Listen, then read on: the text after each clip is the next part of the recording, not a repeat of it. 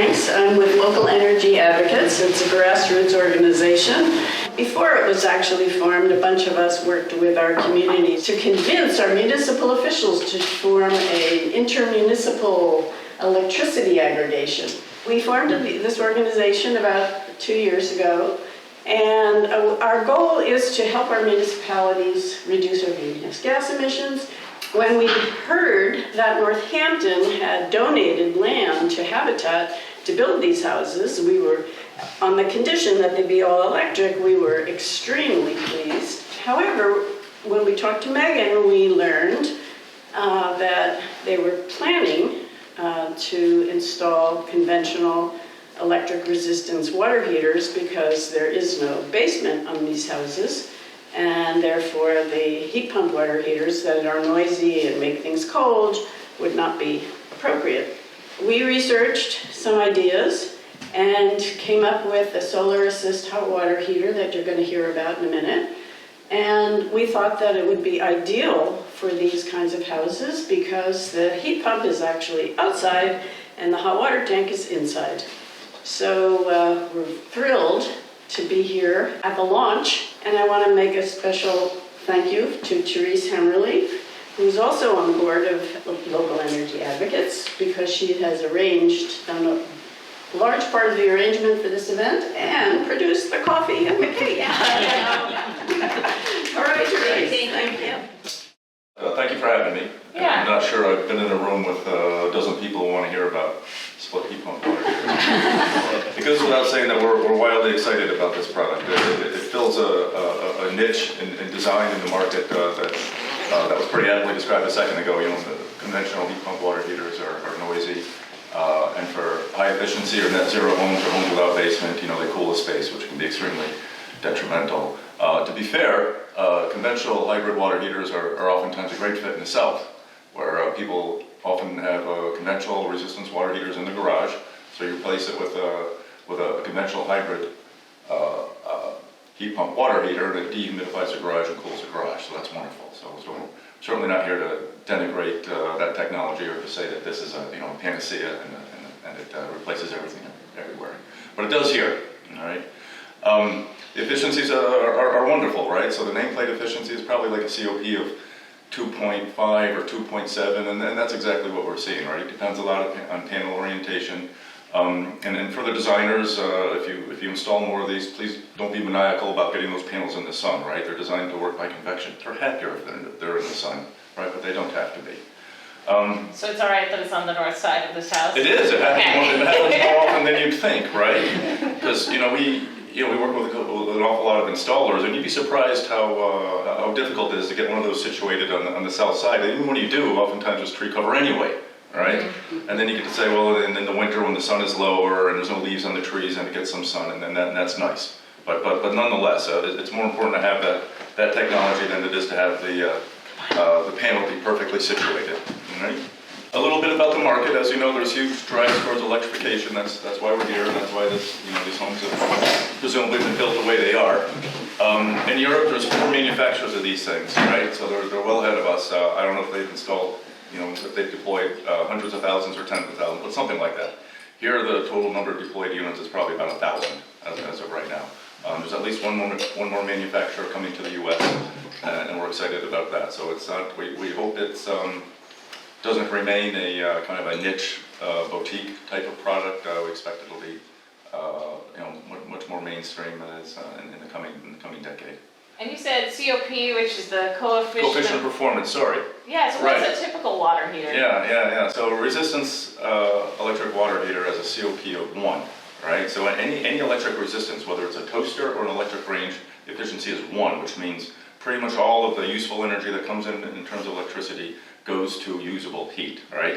So again, a regular resistance water heater is a COP of about 1, and if you look at different ratings like UEF, which is another rating, for called the uniform energy factor, which also takes into account standby losses, how much heat is lost out of the tank, then you'll see a UEF on an electric resistance water heater like 0.92 or something like that, right? So the COP on this is well over twice, is well over 2, which means it uses somewhere between half and a third of the electricity of a common resistance water heater that sounds like it replaced. Mm-hmm. All right. We have ductless mini splits here Mhm. for this house, and the head looks like that. It's up there on Yeah. the wall, and then on the outside there's this really big thing, Yeah. condenser. Yeah. So we kind of commonly call the outside part of a mini split a condenser, but depending on the mode, heating mode or cooling mode, it's the evaporator as well, depending on what it's doing. So everybody calls it a condenser, that's fine, probably because air conditioning units are the condenser. Ours is only in heating mode, right? So that's an evaporator outside for rejecting heat, right? It's the same thing as the fan coil, right? Inside the mini split condenser, there's a fan and it blows air through a fan coil which has refrigerant going through it.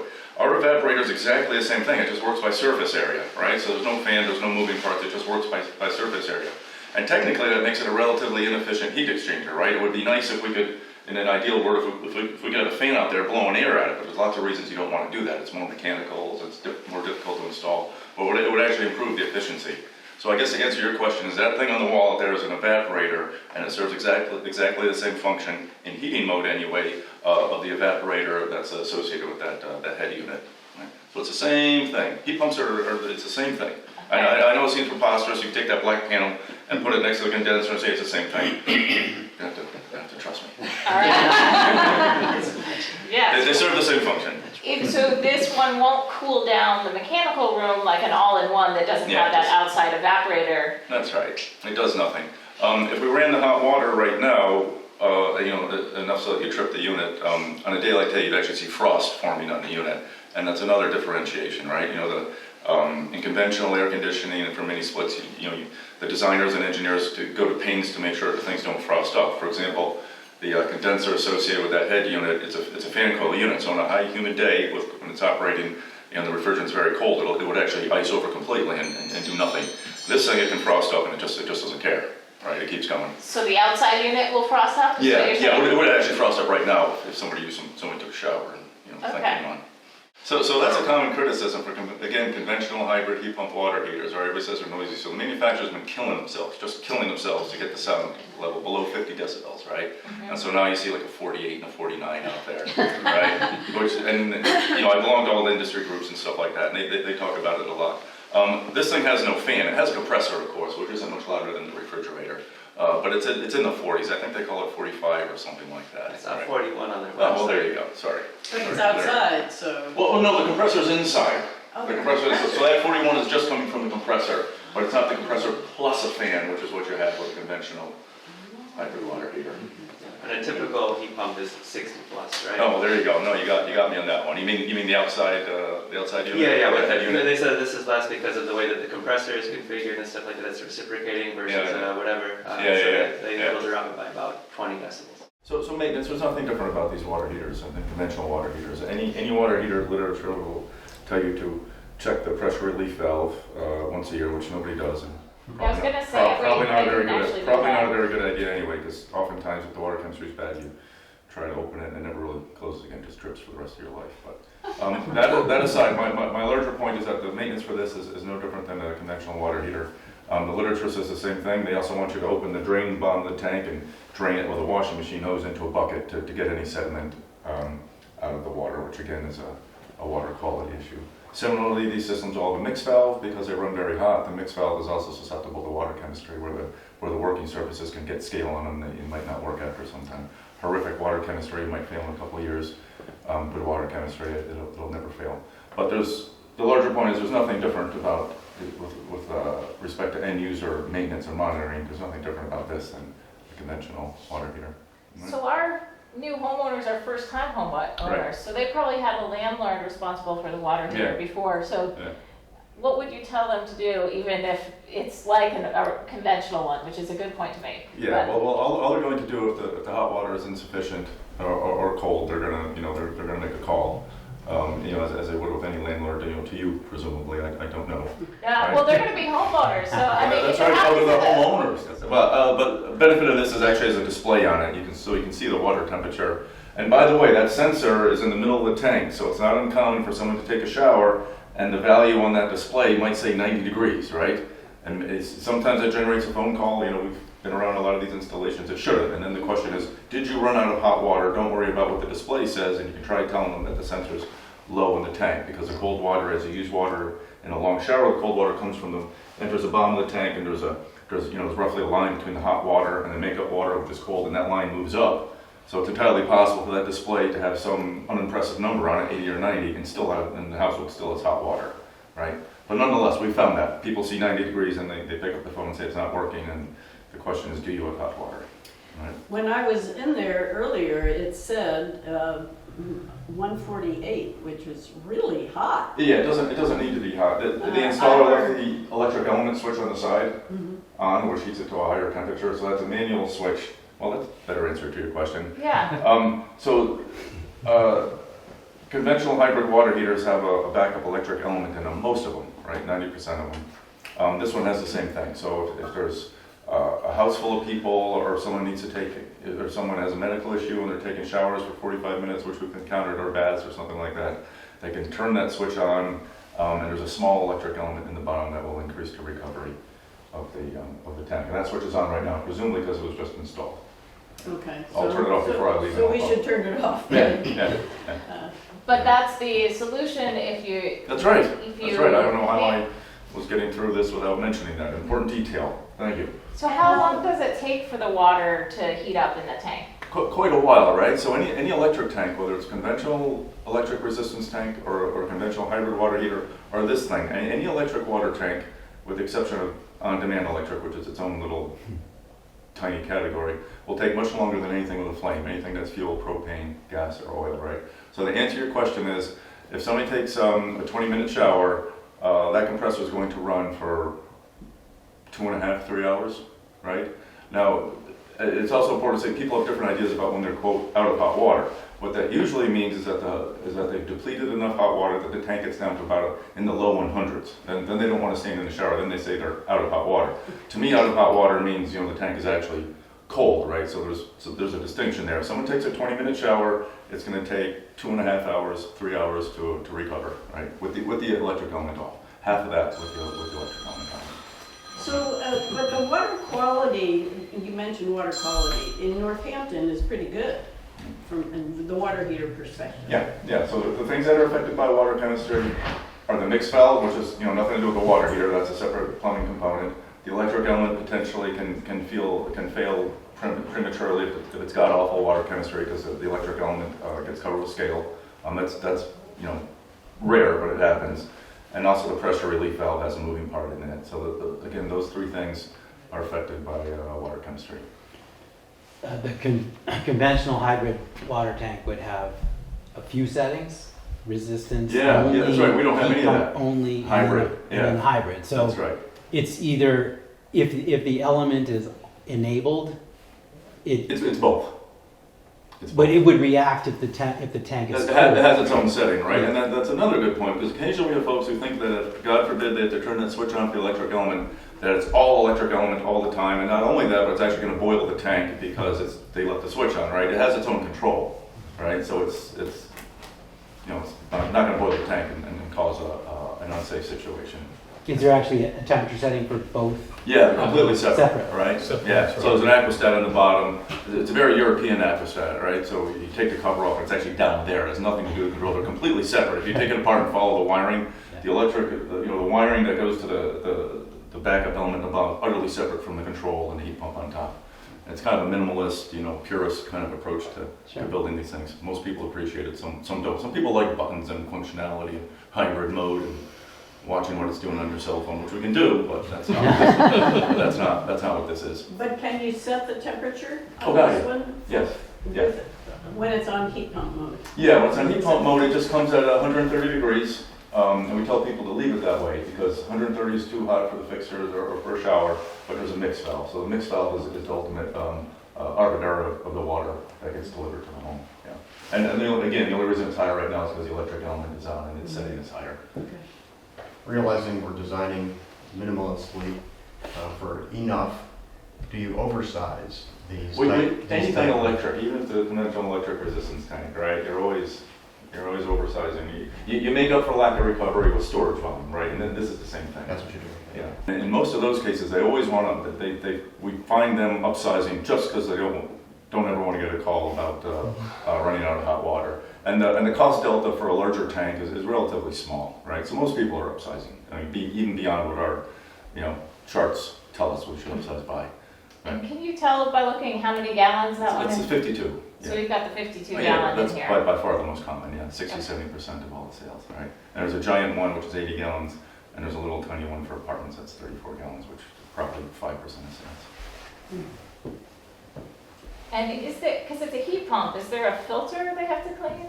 No, because it's not an air source heat pump, right? So hybrid water heater is taking room air, and with a fan, and then it's blowing it past the evaporator. Our evaporator is outside, and there's, the only moving air comes from wind, right? So as you're taking room air and blowing it past a fan, you don't want to clog up the fan coil unit, which is the evaporator, because then it becomes ineffective. You need airflow. So then you put a filter in front of it, right, to catch all the dust that's in the air, and and the system will, most of them will give you a little light or something when you need to change the filter. We don't have that. There's nothing to do. Okay. And do they clean the outside thing at all? No, do nothing. Do nothing. Do nothing. People want to paint them the color of their house. You do. Don't do it. All the time, right? Don't do that. Don't paint them. Don't paint it. No, do not paint. If you don't have hot water, call the plumber. That's right. But Somebody's otherwise, gonna call me, so that's fine. all right. Yeah. Your Sharpie on the wall. That's right. Is there an average lifespan for a water heater like And this? entirely water chemistry dependent. Entirely. So that's a stainless steel tank. It's the gold standard of tanks, but even in hard water conditions, stainless steel tanks will fail. And we've seen it more in Western Mass. Not on these, just in in our previous business, which was solar thermal, right? So we're buying superstore tanks, and they will fail. They will fail at the water chemistry, but the water chemistry has to be pretty bad. Yeah. When stainless steel fails at the welds, right? The actual sheet of stainless steel that's formed into the pressure vessel, it's just a piece of stainless steel. It's difficult for anything to happen to it. But the welds, where they weld down a seam, or they weld the cap on, or they weld the bosses, which are the plumbing fittings on, that's where stainless steel fails in hard water chemistry situations, which we have out here. Apparently not in Northampton. Any upsizing to account for colder water temperatures? Not really. So. Not really, no. Again, in a situation different than this, people always want to upsize because the cost delta is so small, which is fine. The reason you don't want to do this is because the standby losses become larger, right? You've got more surface area of a tank losing its energy to the surroundings, which might be beneficial in here, right? Because you're heating a space with surface area that's relatively inexpensive energy. You can also reduce your dependence on the resistance element if there's That's high right. That's water right. use. The idea is that the resistance energy load would be element, the idea is that the resistance element shouldn't come on. That's why it's a switch, right? Right. So it's not automatic. A lot of people have hybrid air source water heaters. They just leave it in hybrid mode, and they have no way to differentiate between how much of their hot water is coming from the electric resistance and how much is coming from the heat pump. It's automated, right? Yeah, but in the case where folks are worried or they have high water volume Yes. usage, like a tub every day, followed by a shower, followed by Yeah. in a larger water volume, you That's might right. escape using the resistance element. Yeah, that's exactly right. And even with the medium-sized tank, you can turn the electric element on, and then your hot water energy is going to be some combination of the electric resistance element and the heat pump. So it's not tragic to turn it on, but obviously you don't want to. So they're going to save the most energy if they can figure out where one person in their household showers in the morning and the other one showers in the evening, and then they'll save more energy than if they try and do the laundry, have 2 showers, wash the dishes right in a row. Or they take really quick showers. Right. Yeah. You shouldn't have to, right? Unheated water for your laundry. Cold. That's true. So people often want to know, well, how long can the shower be, which is part of the conversation about the recovery rate of the water heater. And we generally say between 20 minutes and half an hour, depending on how hot your shower is and the type of your shower head, right? I'm guessing this place has a 1.2 GPM shower head, right? So you Go should. check. Yeah, no, I'm sure it does, right? That's so it should be 25 minutes of shower, give Yeah. or take. That's a lot of showering. Right. A long time. Yeah, so that's what the combination though of technology, I guess that's, Brian was talking earlier about the house itself as the system or the machine. Yeah. That some of the low-tech solutions are, okay, let's put in a low-flow shower head so that you're using less water per minute in your shower, that was an excellent point, and it was very well made. In the case of a water heater, it's tough to tell people to change their showering habits, even if we all think they should.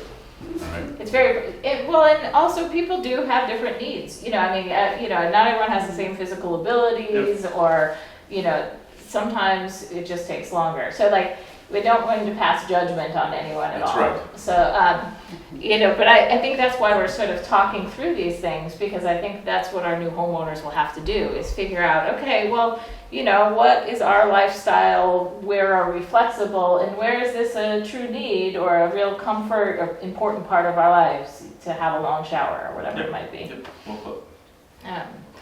What other questions I feel like I've talked a lot here. I have a question. So it's not a technical question, but as a homeowner, I would love to know that I could, call up any HVAC specialist and know whether or not they are someone who is not qualified, but interested in providing me with energy efficient and, energy smart solutions. And I feel like that's hard.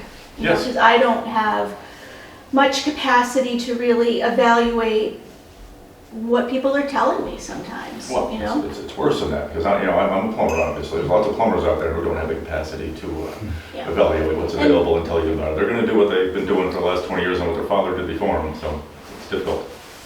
And it would be so nice if there was a way to know, even with the architect, we just did a renovation of a beautiful place, but some of these issues never came up.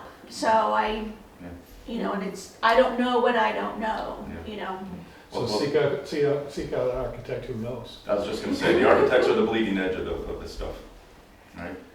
I mean, we have an architect, a few builders in here. I think our HVAC installer and plumber was going to show up, but he couldn't make it till the second half. But, so we've worked with Western Mass Heating and Cooling for a number of our houses, and they're on a list approved by the Mass Save program for heat pump installation. Yeah. So that, if you're doing heat pumps, that's one way to find, is that they do have some credentials for their energy efficiency incentive program. But There's a bunch of general contractors in the Valley area that are on Energy Star certified, that's like a general category, but you can go on the website and you can say you want an HVAC contractor, you'll find a dozen that have know-how, and so. That know-how is recognizable to the average resident because they have Energy Star certification. Right, so if you're, The general contractor. general contractors or HVAC contractors, and both will be listed in that national website for this region. And then if you get a finer point on it, some of the plumbers have they do HVAC, heating, air conditioning, ventilation, so on, and plumbing, and so that's a great hybrid. And I think, people are reticent to call people, but, if you find somebody who's really good at what you want and they don't do what you want them to do, like all of the people in the trades and the professions move in the same circles and go to the same conferences and whatever, and if you find a contractor who does energy efficient work, you can say, hey, can you recommend a plumber to me? And they will know a plumber who, knows energy efficiency or, so I think that becomes a great path if you can't find it yourself through research. Ton of architects who have know-how in this area, ton of general contractors who have know-how in this area. They call it the trades. They're contractors. I mean, the credentials that they're required to have are as stringent as some architectural licenses. So there's a hotbed, a repository, if you will, of knowledge in this valley. Yeah, I guess I just missed it somehow, and I was looking. It was pandemic. We did a pandemic renovation, which was probably a mistake, but it was what happened. Yeah. Is there a designation for architects? Do they subscribe to Energy Star? They do in more stringent, right, Brian? So Yeah. Western Mass American Institutes of Architecture, right? There's a segue to that's a resource. Yeah, for sure. Like I said, I find that, looking is hard because everybody's trying to sell you something. Maybe that's cynical, but listening is easier. And so, like I said, talking to people, especially local people, I think will tend to get you to a better person than trying to do the research online, because everybody knows the buzzwords to put in, unfortunately, and how to get people to their websites. So I would talk to people, and there are people in this room that you can say now, can you recommend so and so to me? But yeah, the architects have a bunch of different certifications, and it really depends what you're looking for. And again, you don't necessarily know what you're looking for. They could be LEED certified, They could be Passive House certified. I'm sure there's certifications I don't even know exist at this point that are coming in. They come volunteer for Habitat, and you talk to these folks who used to work at Wright Builders Yeah. and Simple City Studios. Yeah, but we and- are blessed in the valley with people who are very, care and we just have a disproportionate number of people who know a lot about It's phenomenal. the environment and energy efficiency and And sustainability. just, not name dropping, but Center for Ecological Technology, and there's Oh, other yeah, third-party okay. HERS raters that are in the, so Mhm. they're independent, they're non-partisan, if you will. That's probably not the word to use, but they're independent, and they are a third-party rater that will look at what, A lot of projects.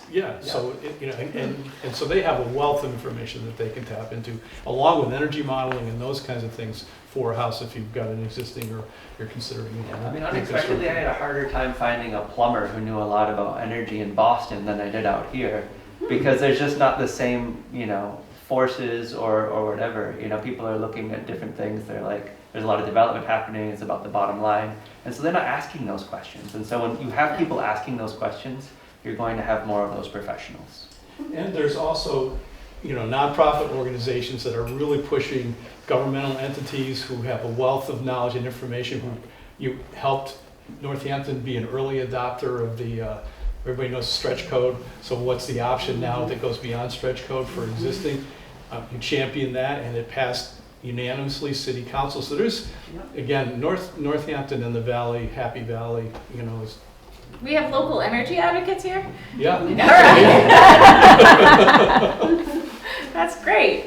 So we spent all this energy doing this tight envelope. Scott, someone just asked, how do you find a plumber who knows about energy efficiency? One that does HVAC at the same time. Okay, all right. There you go. Well, so this house is all about the energy efficiency, building a tight building envelope, trying to make sure that the water heaters are energy efficient. It's an all-electric house, and that's part of changing our electric grid for the future. And John, you get to be the one I call before we even raise a wall to say, all right, well, how much power can we fit on this roof to make it zero net if possible? And so I just wanted, is there any sort of words of wisdom for future homeowners that you think? Yeah, talk to the architect or your designer about keeping a nice, clean, southerly-ish facing roof surface without plumbing vents, without skylights, and remind your HVAC team that might be putting vents through the roof. Please not the south roof, but the north roof would be good. So building orientation is important. Sun access is important. Sometimes habitats, the receiver of lots that are more shady than one would hope or want. These buildings ended up in pretty sunny spaces, but each one of these buildings has a different sort of sun space to work with. And then the HERS modeling is really the ticket for the solar team, at least that's the way we look at it, to think about, okay, now the building envelope has been designed, the mechanical systems have been selected, the bedrooms are known, the numbers of people, and then the hocus pocus happens in the modeling, and out comes, in an all-electric home, a kilowatt hour per year electric load, and that becomes the goal for my team to think about, well, can the roof, in this case, meet that energy goal as modeled in a preliminary way? And that gets verified at the end, right? Blower door tests and things like that to see if the built building actually hits the goalpost of the modeled building in the beginning. But I think for the most part they do, and maybe even better that. But then the solar project, the PV system can, in theory, if the right space and the right access to sun exists on the property, can meet the energy load of the year for the house. And there's all kinds of differences going on in the months. Never is the sun exactly making the energy that the house requires in that month. And we still get monthly electric bills, just like we did before solar. But the difference will be that there's a net on the bill. And sometimes you owe a little, and sometimes the utility owes you a little. And so that becomes a slush fund essentially on the electric bill with monies being credited or debited. And over the course of a year, if you sort of get the house loads and the solar loads, just solar generation, in balance, then the electric bill sort of goes away. And so we've been able to accomplish that in partnership with Habitat for a long time, a decade or so. But there's a lot of work that goes in at the beginning, trying to think about roof spaces and solar access to try to, when possible, it's not always possible, to hit the goal. But having a right-sized or a small-sized home that's really well built, I'm seeing also lots of energy modeling across many different buildings, and these buildings are tidy in their energy requirements, and so it becomes more possible for this sort of phrase that everybody hears, net zero, to be met when the building loads are small. And Yeah, and so net zero doesn't mean you have zero electric bill all year long. The winter, you're likely to have, you get a budget for that bill in the winter. Yep. And if you, depending on your energy, since everything's electric, it's from your water heating to the lights on to the heat and all of those things, to say, all right, maybe we're going to use a little more energy this year because it's extra cold, or we have lots of heat waves and you air condition a lot in the summer.